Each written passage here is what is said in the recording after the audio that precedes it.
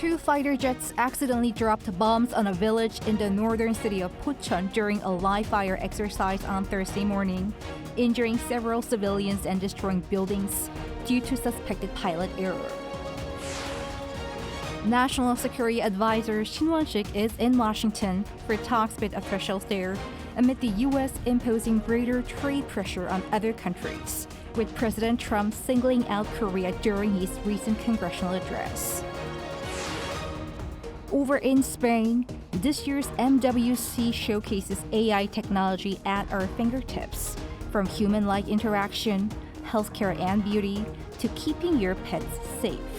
It's March 6, 8 p.m. in Seoul. This is Newscenter. Thank you for joining us. I'm Yoon Jung-min. What were supposed to be joint drills to bolster security ended up in a nightmare this morning, as several bombs abnormally fell on a residential area in Pocheon. Our defense correspondent Kim Bo-kyung covers the extraordinary accident. Several civilians and soldiers were injured after bombs fell on a residential area in the northern city of Pocheon, Gyeonggi-do Province on Thursday morning. According to related authorities, bombs had fallen on Pocheon's Dogongri at around 10 a.m., damaging several buildings. The bombs came from the Joint Air and Ground Force live-fire training exercises between South Korea and the U.S. They were being held in connection with the annual springtime exercise, the 2025 Freedom Shield, slated to kick off on March 10th. The exercise involved the Korean Air Force, Army, and U.S. Forces Korea and took place at the Seungjin Fire Training Field in Pocheon. Two KF-16 fighter jets that formed a single flight unit wrongly dropped 8 Mk-82 bombs, 4 from each, veering off and heading around 8 kilometers away from the original target. The cause of the abnormal drop has been identified as an error with the pilot's coordinates input. The aircraft's pilot in charge of making the first bomb drop reportedly entered the wrong coordinates before takeoff. Pilots need to verify the numbers even after. An investigation will determine whether the coordinates were double-checked. It is highly likely the second pilot made the same mistake as two fighter jets dropped the bombs almost simultaneously. Mk-82 bombs are used to destroy structures such as buildings and bridges. They are dropped using an unguided method rather than a GPS-guided system. The impact points of all 8 bombs were confirmed, and the Air Force said there were no unexploded bombs. While expressing sincere wishes for the quick recovery of the injured, Korean Air Force established an accident response committee to investigate further and assess the damage. It also noted that necessary measures, including compensation, would be actively carried out. The Air Force Chief of Staff also vowed to conduct comprehensive safety training for all personnel and improve verification procedures to prevent such accidents from happening again. As for drills, the Freedom Shield exercise will go ahead as planned, but the military decided to suspend all live-fire training, including rifle exercises, until the exact cause of the incident is determined. Kim Bo-kyung, Arirang News. South Korea's National Security Advisor is in the U.S. to meet with senior government officials for talks on trade and security, following the most recent remarks about tariffs by Mr. Trump at a joint session of Congress Tuesday night. Lee Seung-jae reports. National Security Advisor Shin Won-sik arrived at Dulles International Airport on Wednesday, en route to Washington to hold talks with his U.S. counterpart, Mike Waltz, and other senior U.S. officials. He's expected to discuss bilateral cooperation in security, the economy, the shipbuilding industry, and more. Amid recent comments from U.S. President Donald Trump that South Korea's average tariff is 4 times higher than that of the U.S., trade and tariff issues could top the agenda. While the security officials said it would be inappropriate to comment on Trump's remarks, he stressed that there are almost no tariffs between the two countries. Shin also expressed optimism, anticipating a good outcome, saying that the two allies seek a win-win result on the back of continued discussions between officials from the two countries. Responding to a question about whether he would discuss the possibility of President Trump engaging in direct talks with North Korean leader Kim Jong-un, Shin said all North Korea-related issues will be discussed. He noted that during a recent G7 foreign ministerial meeting held in Munich, Seoul confirmed through working channels that the Trump administration has stressed the need to closely communicate with Seoul on North Korean issues, including the possibility of a Trump-Kim summit. On whether the Trump administration could seek a significant rise in South Korea's share of the cost for stationing U.S. troops in Korea, Shin said no discussions have taken place on the matter, but said that the two countries would smoothly entangle the issue based on the spirit of the long-standing alliance. 이 승재, Arirang News. Just one day after imposing new tariffs on Canadian and Mexican goods, the Trump administration granted automobiles a one-month exemption for the good of U.S. automakers. Lee Eun-hee explains. The United States announced on Wednesday that it would temporarily exempt automobiles from the 25% tariffs on Mexico and Canada for 1 month. According to White House Press Secretary Caroline Leavitt during a briefing, the decision followed conversations between President Trump and the heads of the big three automakers, General Motors, Ford, and Stellantis. But at the request of the companies associated with USMCA, the president is giving them an exemption for 1 month so they are not at an economic disadvantage. The tariffs were implemented starting on March 4th local time, with failure to deal with the trafficking of drugs, particularly fentanyl, into the U.S. cited as a reason. Earlier the same day, President Trump also spoke with Canadian Prime Minister Justin Trudeau. In a social media post, Trump mentioned that he called Trudeau to discuss potential actions regarding the tariffs, and the call ended on a somewhat friendly note. He added that he told Trudeau that Canada's efforts to curb the flow of fentanyl were not enough. Canada, which had swiftly imposed 25% tariffs on $20 billion worth of U.S. imports in retaliation to the U.S. tariffs, took further action. On Wednesday, it officially filed a consultation request with the World Trade Organization, citing the unjustified U.S. tariffs on Canada. This means the disputing parties have 60 days to resolve the issue through consultations, and if no agreement is reached, they can request a ruling from a WTO panel. Lee Eun-hee, Arirang News. Moving on, Washington continues ratcheting up pressure on Ukraine, as reports say it now pauses intelligence sharing with Ukraine, deemed critical on the battlefield. Against this backdrop, talks are in the works for a peace plan. Kim Jong-sil reports. The Trump administration has suspended providing crucial intelligence support to Ukraine, further complicating Kyiv's efforts to defend itself against Russian forces. Experts warn that this pause in military and intelligence assistance could severely weaken Ukraine's defensive capabilities. CIA Director John Ratcliffe and National Security Advisor Mike Waltz confirmed that the U.S. has paused intelligence sharing with Ukraine, adding that it may resume depending on the progress in Ukraine's peace negotiations. When asked about the pause, Waltz said this. We have taken a step back and are pausing and reviewing all aspects of this relationship. But I think we're going Waltz also mentioned speaking with his Ukrainian counterpart and noted that talks are progressing. Ukrainian President Zelenskyy echoed this, signaling readiness for talks with Washington. Everyone can see how fast diplomatic events are unfolding. Today, Ukrainian and American teams began working on an upcoming meeting. Zelenskyy confirmed that Ukrainian and American teams are preparing for an upcoming meeting with positive momentum in talks between Andrei Yermak, Ukraine's presidential chief of staff, and Mike Waltz. The Ukrainian president expressed hope that progress could be seen as early as next week. As a result, a working-level meeting between the U.S. and Ukraine is expected soon, and the stalled mineral agreement negotiations could gain new momentum. While Ukraine avoided further escalation after talks ended without results at the White House, some assessments suggest the country has effectively yielded to Trump's diplomatic strategy. Kim Jong-sil, Arirang News.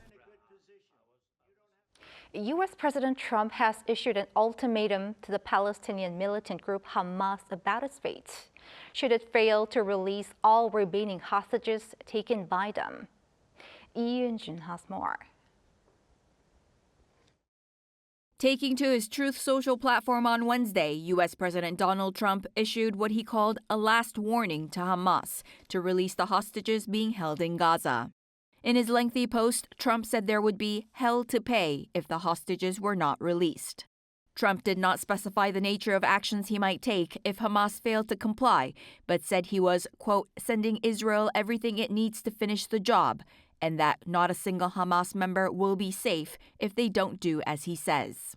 This is not the first time that Trump has threatened Hamas. Back in December, he said there would be hell to pay if hostages were not released by the time he took office.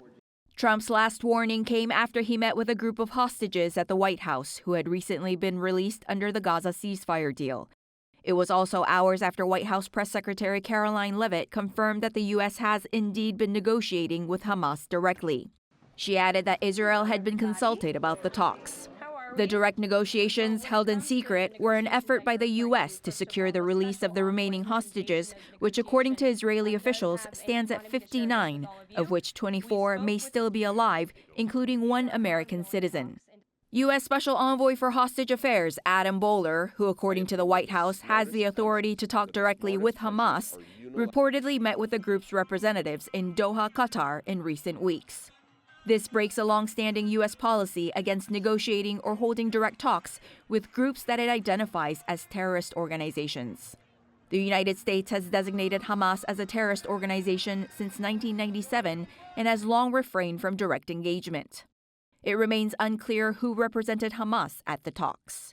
Israeli Prime Minister Benjamin Netanyahu's office released a statement confirming that Israel had conveyed its stance on direct talks with Hamas to the United States, but did not provide further details. Hamas has not responded to requests for comments on the reported negotiations. Lee Eun-jin, Arirang News.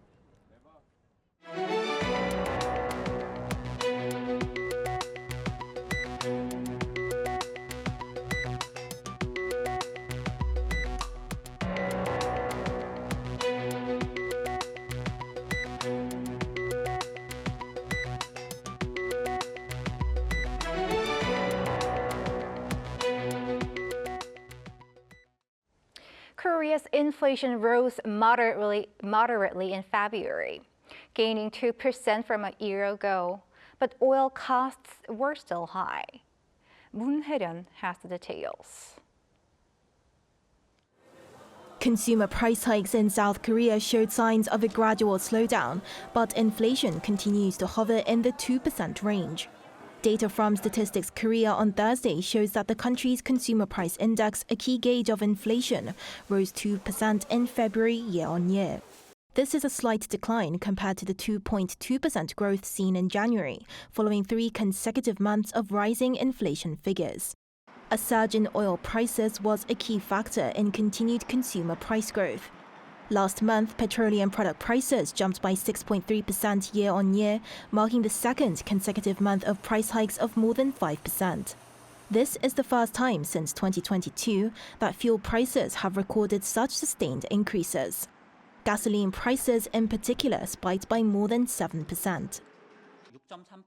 The 6.3% increase is mainly due to factors like exchange rates and smaller cuts in fuel taxes. Compared to last February, global oil prices haven't changed much, but these domestic factors have driven up fuel prices. The government lowered its fuel tax cuts back in November last year, reducing the tax cut rate for gasoline from 20% to 15% and 30% to 23% for diesel. And following the inauguration of U.S. President Donald Trump towards the end of January, the U.S. dollar has seen jumps alongside his new tariff policies. Reflecting the burden of higher fuel costs, the cost of living index rose by 2.6% last month, with the added weight of processed food prices shooting up. The index measures 140 items commonly bought by consumers, and this increase is the sharpest seen since July last year. However, prices of fresh produce fell by 1.4%, recording the first year-on-year drop since March 2022. In particular, the cost of fresh fruit fell by more than 5%, which the agency attributed to the base effect of high prices last year. During a review of price trends on the same day, the Bank of Korea noted that there is significant uncertainty in the inflation outlook due to geopolitical tension, trade conflicts among major economies, exchange rate fluctuations, and domestic demand trends. 문혜련, Arirang News. South Korea has decided to put forward a judge in its first ever bid to win a seat on the UN Justice Court. The Foreign Ministry announced on Thursday that Baek Jin-hyun, an honorary professor at Seoul National University, will compete in the election for the post of judge on the International Court of Justice. The election will be held in late 2026 to fill 5 of 15 seats on the court. Baek previously served as the former president of the International Tribunal for the Law of the Sea and is now the first South Korean to run for a seat on the court. The ICJ is the judicial organ of the United Nations and is widely known as the World Court for its role in resolving disputes between countries. The revamped Study in Korea website, enhanced with AI and big data technology, will go live on Friday at 9 a.m. Korean time. The National Institute for International Education on Thursday announced the official launch. The program has helped foreign nationals with education and employment in South Korea. The redesigned website will now provide a 24-hour AI chatbot service and automatic translation of around 100 languages. The fully responsive website will help users access it through their PC and mobile devices with ease. Over in Spain, this year's MWC is offering tangible proof that artificial intelligence looks to become integrated into many aspects of our daily lives. Our Lee Soo-jin reports from Barcelona. Can you tell me about Arirang TV? I'm sure there are lots of great entertainment on your TV channel. Meet Amirang, UAE telecom operator Etisalat's humanoid robot. Her realistic natural conversations are powered by generative AI as well as AI-driven natural language processing that enables her to understand speech, recognize emotions, and generate human-like responses in real time. But Amir is just one of the many ways this year's Mobile World Congress is showcasing how AI can be applied across various industries. This year, AI is sort of like spaghetti. It is everywhere. And I think that's a very healthy sign that we're embedding the new technology in other technologies. An expansion of AI into various domains and subsequently into everyday life is also reflected in the wide range of startups representing Korea at MWC. This year at MWC, a record 147 companies are showcasing their innovations in the Korean pavilion. You can see how widespread AI is through those companies as AI makes its way into both daily life and various industries. Beacon, for instance, showcases how AI is revolutionizing healthcare by using AI-powered diagnostics to analyze skin and scalp images to detect potential issues and provide personalized recommendations for treatment and care. Most recently, it has expanded into beauty with a personal color analysis feature where AI determines users' ideal color palette simply by analyzing a photo of their face.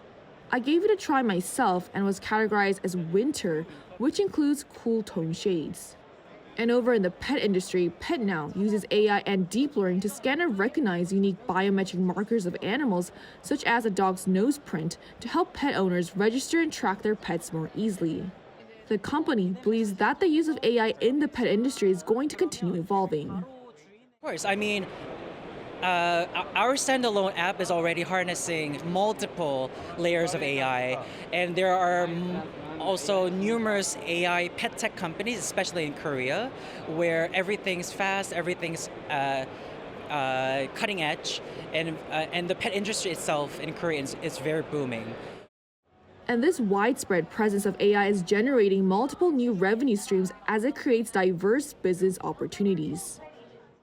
AI's true meaning is people's lives and people's culture, K-culture, and with the especially sports and music. This is the true beauty of the technology can impact the daily life. South Korean telecom giant KT's AI-powered sports announcer system, for instance, breaks down language barriers at sports games by utilizing advanced real-time AI translation technology. I'm your stadium announcer, Sumi. Thank you for visiting here. Show your support with loud cheers for the team. Live commentary and announcements like this during a game are captured and translated into multiple languages in real time. This will make local sporting events more accessible to a wider global audience, which will subsequently open the door to increased viewership, new sponsorship opportunities, as well as lucrative licensing deals for the telecom company. But AI is now generating revenue not only from the entertainment side of everyday life, but also from its integration into homes, a sector traditionally not seen as a high revenue earner for AI. KT's AI-based home service platform leverages the AI-powered IPTV set-top box Giga Genie to connect various smart devices within homes, enabling paying subscribers to control appliances, lighting, and security systems through voice commands. Genie, I'm home. AI is no longer a distant concept or for a select few. It's seamlessly being integrated into healthcare, stadiums, and even our homes, transforming our everyday life. Yusujin, Arirang News, Barcelona.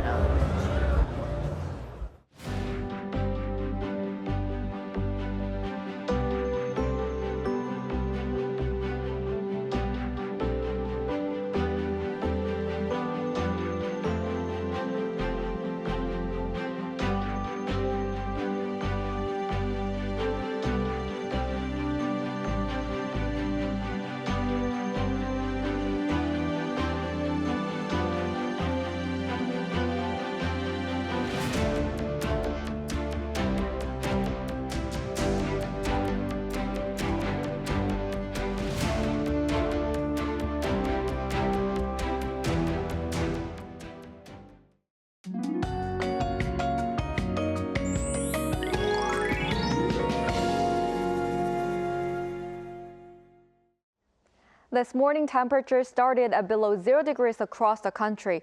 However, the daytime temperature rose to around 10 degrees Celsius in Seoul, feeling a lot like early spring. There are huge daily temperature gaps between morning and the middle of the day, so please dress in layers when you go outside. With warmer conditions, uninvited guests has filled the atmosphere of the western regions. Looking at the ultrafine dust forecast, 세종, 충청남도 province, 광주인 전라남도 province, and 전라북도 province will have bad levels of ultrafine dust tomorrow. Tomorrow morning will be a bit chilly with Seoul and Gyeongju at 0 degrees, Daejeon at -2 degrees. Daily highs will be higher than today nationwide. Daejeon, Gwangju, and Jeju will reach 12 degrees. Seoul will rise up to 13 degrees on Sunday, and typical early spring weather will continue for the time being. That's all for Korea. Here are the weather conditions around the world.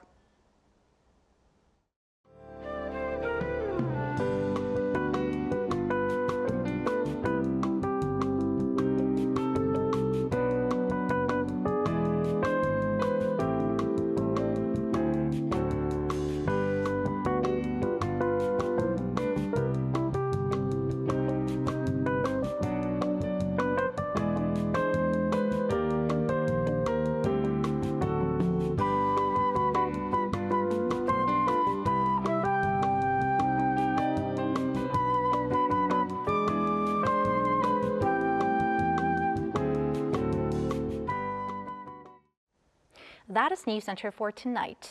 Thank you for watching. A panel session coming up.